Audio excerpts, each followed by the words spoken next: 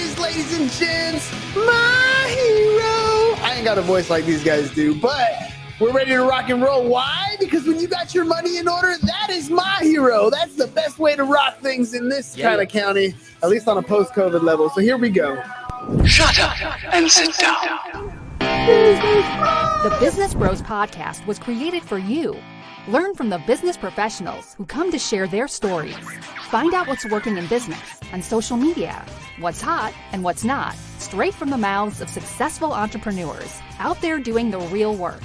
And now, welcome to another episode of Business Bros. I'm excited. We get to go round two. Hand drop some heat, baby. All right, all you business pros out there, before we jump into the show, just a quick reminder to please subscribe on whichever platform it is that you're listening to us on today. Give us a like, give us a follow, subscribe, and drop a review. Help other like-minded business owners find value from our awesome guests while we rise up in those podcast rankings.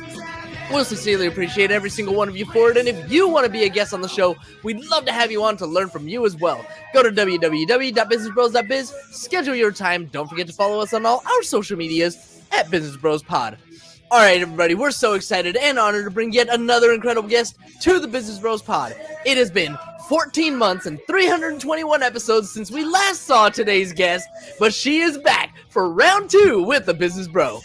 Our guest today has been teaching and guiding people to their financial freedom the Dave Ramsey way for the past 6 years. Having spent the previous 15 years in professional sports and commercial real estate, our guest has both the competitive drive and the financial know-how to motivate, empower, and educate her clients in exiting the rat race and planting their flag of financial independence. Our guest knows that you can't do it all on your own. You need guidance, resources, accountability, communication, and evaluation on your journey. Whether you're working one-on-one or in a group led by today's guest, you are sure to increase your financial literacy, identify and overcome your financial triggers, save for emergencies and retirement, and experience a more stable future and carefree life. Tune in today to learn how our guest can help you improve your financial position now and set yourself up to retire with grace. Joining us today from Grace Financial Coaching out of Virginia Beach, Virginia, welcome back to the show, Suzanne Johnson.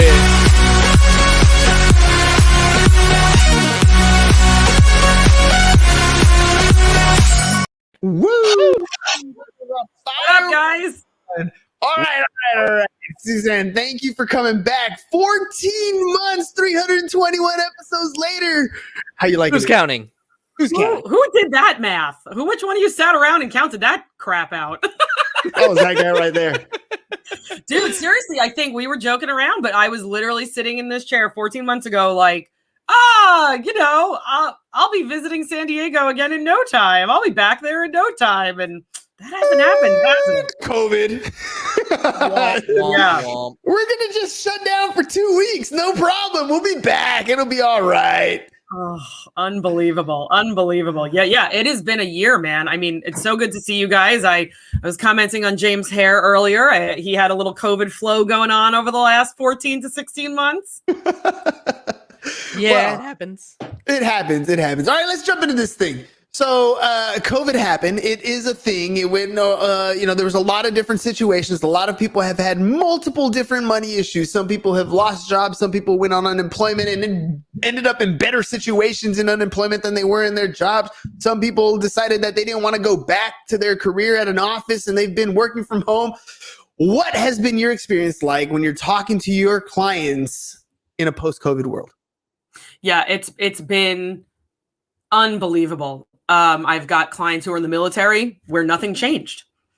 Absolutely nothing changed. They did that little tax break. They put extra money in there. They took the money back out. They're totally the same as they were 14 months ago.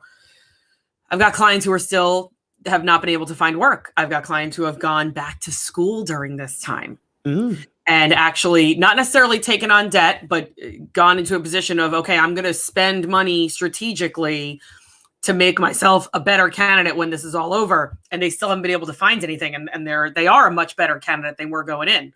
And and then there are people who just completely left the workforce. Men, male, female, it doesn't matter. They've completely left the workforce. Whether that ties back to their childcare situation, the school district situation. It really, obviously, it's all a matter of personal choice, right? We're not going to judge anybody for their personal choices in that matter. But it's just made more sense for them, unfortunately. You know what? It's not worth me going back into this office anymore. It's not worth me even working from home when the kids can't even go to school anymore, and I'd have to pay somebody to sit in the house anyway. So it's really interesting, the dramatic changes in our lives that this has, either the dramatic changes or the lack of dramatic changes that this has made in our lives over the last 14 months. It really depends on who you are. 3 of the last 4 real estate deals I've done, they've moved out of state, right? I'm in California, and I understand it's expensive to live here in San Diego, but people are cashing out and they're moving, and they're leaving because I don't have to go to my job anymore. I don't have to go to a particular location. I'm taking my, up to $500,000 as a married couple, or, exemption for selling my home, eating up these profits that I'm taking from, the equity in houses going ridiculous. We're not just doing this for money. We're doing it for a shitload of money. And it's a shitload of money. When they sell their houses, a shitload of money that they're getting, and they're bouncing. They're leaving California. Tell me a little bit about, before we get into, whether that's a good idea, bad idea, for the people who don't know, what is the Dave Ramsey philosophy when it comes to, the basics of their personal finance? Yeah. So Dave Ramsey, that's the program that I'm trained in. I'm a master financial coach of Dave Ramsey's programs. So for the 2 people out there who haven't heard of Dave Ramsey, and there used to be 4, I was one of them. He really harps on having zero debt and living debt free. And it might not necessarily be because it's a math equation. It's because it's a psychological equation. And we as humans tend to want to get to our end game as quickly as possible, right? We want to get the bigger house faster. We want to get the nicer car faster. So we might take on debt to do that. So it's not necessarily that debt cannot be used as a tool. Especially in real estate, you will talk to commercial real estate people where I used to work, and they'll say you need X number of debt servicing in order to be able to do X, Y, and Z. It's not so much that. It's just a matter of our psychological default is to keep getting and getting and getting and getting it sooner. So we want to try to live without as much debt as humanly possible, because we're kind of just inclined to live with it because we want to get to the end game as quickly as possible. Also to have an emergency fund. Also to be putting 15% into retirement. Also, to go back to your point, no more than 25% tied up in a mortgage or rent. And that is almost literally impossible in California. I grew up in New York. I spent the majority of my life in New York, right outside of New York City. And then I moved to San Diego for 5 years. And then I went to college in Connecticut. Apparently I just love spending money. like, let's just pick 3 of the most expensive, highly taxed state in the country, and let's just move there. If I moved to New Jersey next, I wouldn't be surprised at this point. So, but you got to take your background with you. Right. But yeah, so I lived there for 5 years and I watched the market. I distinctly remember right before I moved to San Diego, it's funny you brought this up, a girlfriend and I flew out to San Diego. I was looking for a place at the time just to rent. She was looking for a place to buy. She was in the University City area, UTC area, and we were looking at condos that hadn't been updated since 1980 something. And back then they were going for 600. They're now going for 1.2 million, and they're just as unupdated as they were 7 or 8 years ago. Damn! It's true, though. It's true. That's the way it is. The market is just that ridiculously hot. Now, when the market is that hot, it always sounds good when you have equity in your house, right? But the truth of the matter is, it doesn't really matter until the day you sell. So unless you're going to sell that property, then the number doesn't really fluctuate. However, there are a lot of people right now that I'm talking to who are taking advantage of some of these low interest rates, and they're taking short-term debt and rolling it into long-term debts. Based on the Dave Ramsey model, why is that not a good thing to do? Even though on my, my cash flow statement, on my P&L, on my budget, it really frees up some cash. Why is that not the way to go? Yeah, that is a great example. I think from just the beginning standpoint, why do we want to take something that we're paying off faster and take longer to pay for, right? So just intuitively, we can say, well, it would be great to get rid of this quicker, right? Okay, so there's reason number one. But then you look at your monthly P&L, your monthly budget, and you say, whoa, I'm paying $700 towards this debt right now. If I extend it, I'm only paying $200. I'm making this up, obviously. The problem with that is, again, maybe we're rolling it into a lower interest rate. So it's like, oh my God, now it's only $200 a month and it's a whole point less or 2 points less than it was prior to that. The problem is there's that level of psychology I just talked about a few minutes ago, where it's like we are inclined to take that $500 difference of a $700 a month payment into a $200 a month payment, and it's going to magically disappear unless we pay attention to it. And guess what? Would you have been better off sucking it up and paying that $500 extra for that $700 a month, whatever the heck it is, personal loan, mortgage, rent, whatever the money that you owed is? Yeah, you probably were, unless you really have a tight budget, you have an accountability partner, you have some sort of software you're using. I don't care if it's EveryDollar, I don't care if it's Quicken, I don't care if it's Excel, and you're tracking your spending, and you can prove to me that that $500 difference is actually going to make like this massive change in your life. You probably should just suck it up and continue paying off that so interest rate instead of going to the lower interest rate. Again, this is all psychology based. This is all based on what we do as humans. I am not trying to make anybody feel bad about their individual spending habits. You can't handle the truth. It's the truth. Amen. It's the truth. You know what? And let's harp on those habits, because let's face it, that's really the result. No matter where you are in life, you're there because of the result of your habits. Yes, extraneating circumstances happen, right? Not everybody's dealt a great hand. We're all actually most likely dealt a shitty hand at the beginning anyways. However, over your lifetime, you tend to be in a situation based on the choices that you've made in life, right? If you look in the mirror, you don't like the way you're physically looking, well, it's probably because of the choices that you've made not working out or eating or whatever it is. If you look at your bank account and you don't like where it's at, it's because of the choices you've made up until that point. So as, bad as it sounds to pick on people for their choices, this is really what we have to look at. We really have to look at your habits of spending. So when you roll over the credit card debts and the car payments and you throw them into a mortgage, the problem is not really the math equation that happens there. That you lowered your payments, that's great.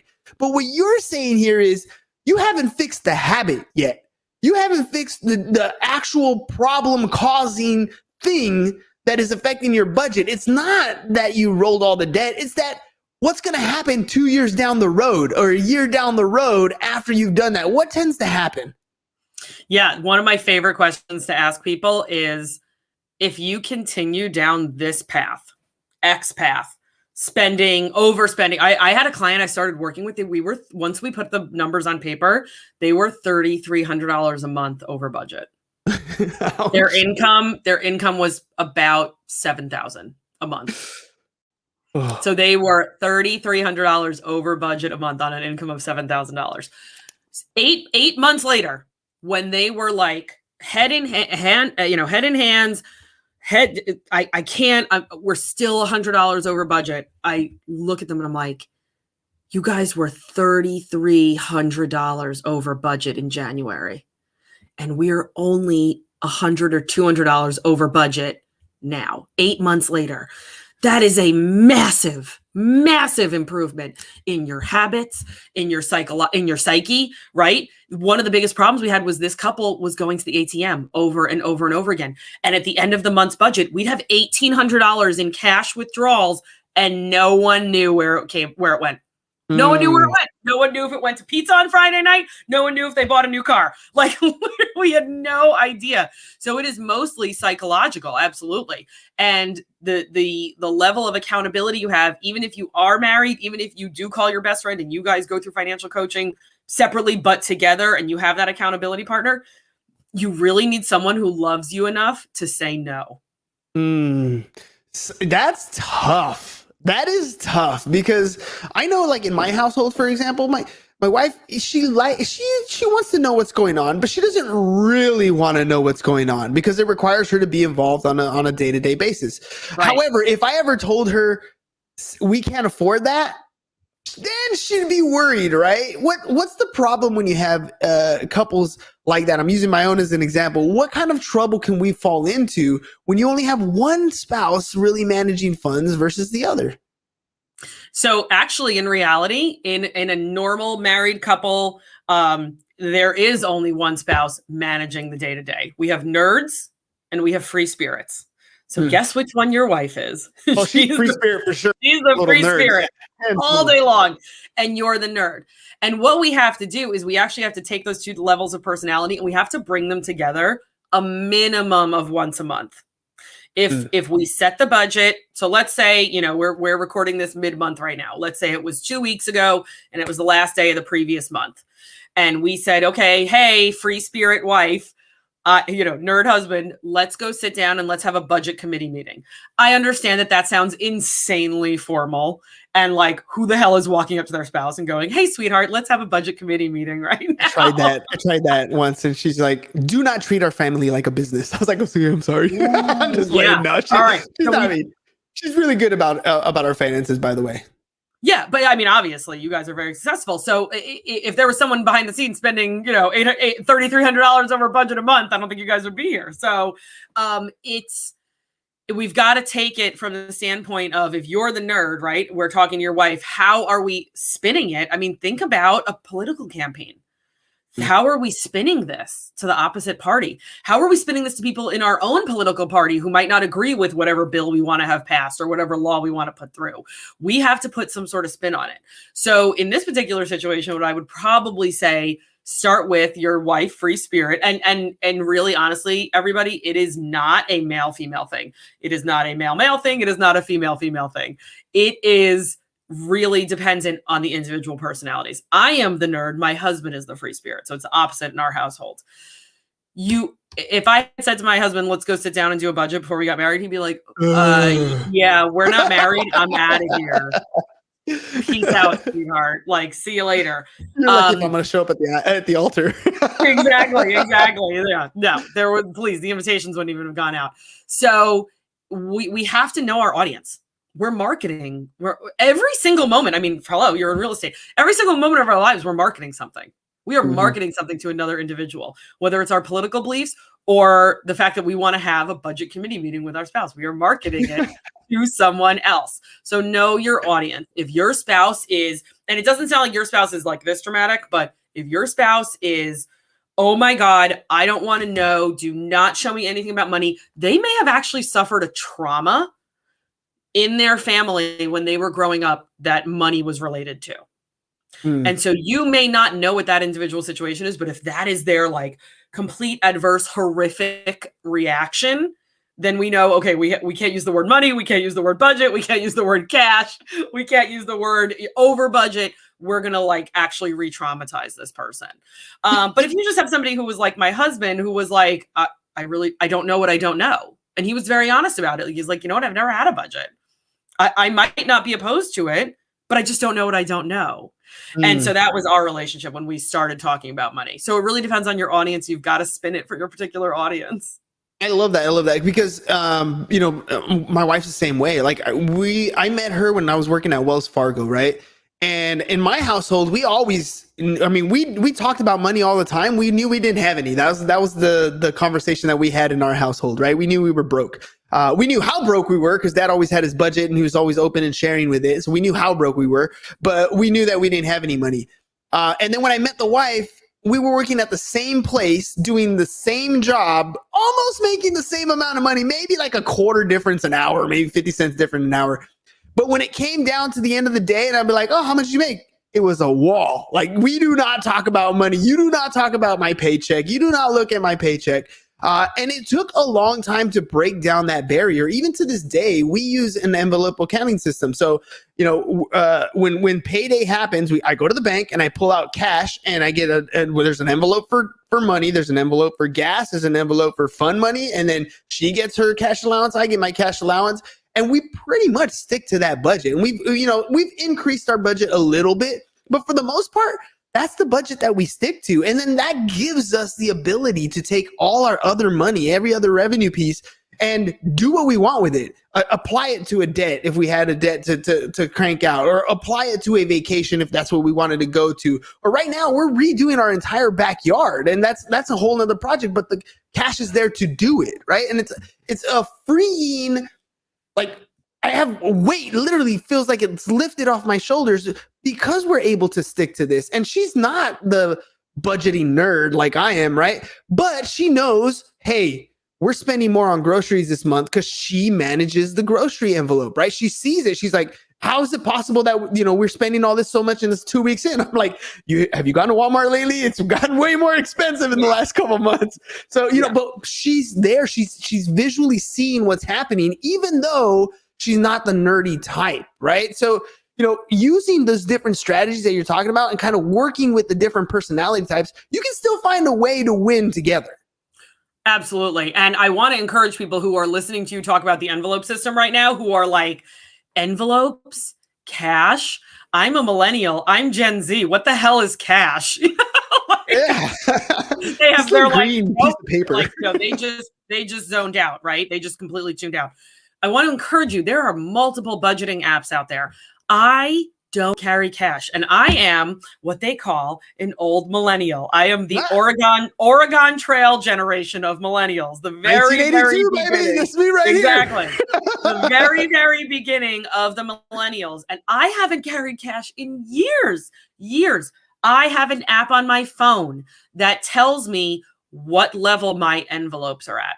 You can use Every Dollar. You can use Good Budget. You can use Mint, and YNAB have gotten a lot more kind of envelope category savvy over the last few years.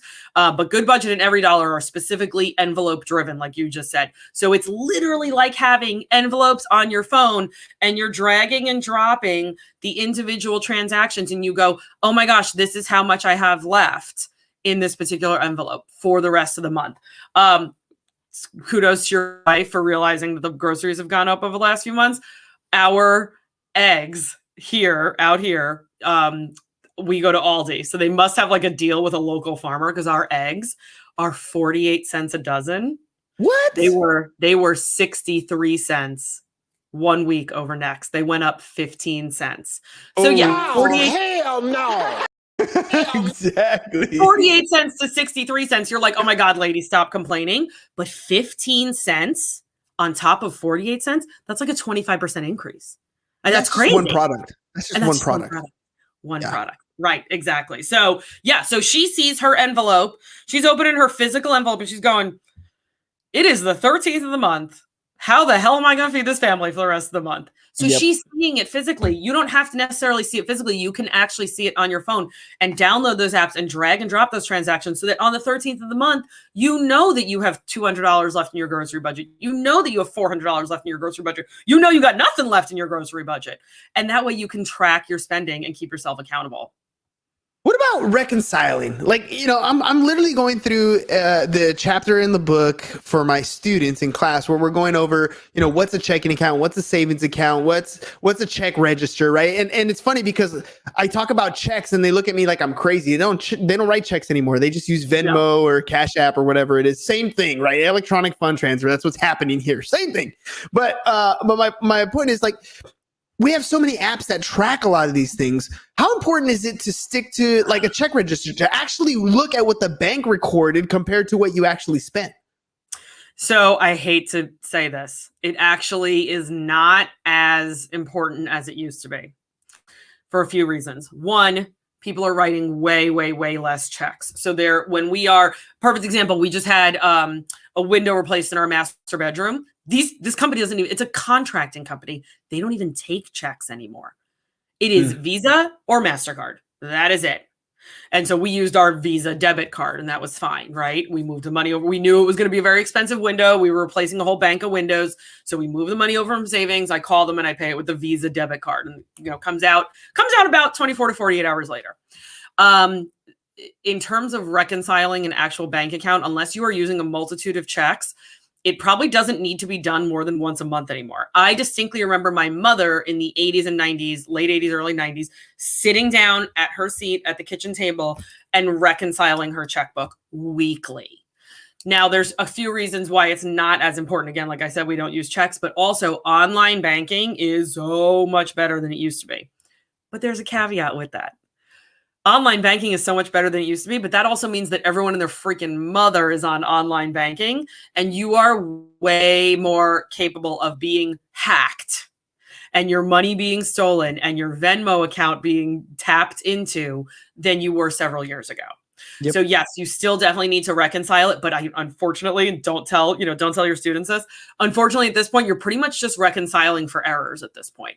Yes. The online banking has gotten so fluid, it's so dynamic. You can pretty much find and capture anything within 48 hours.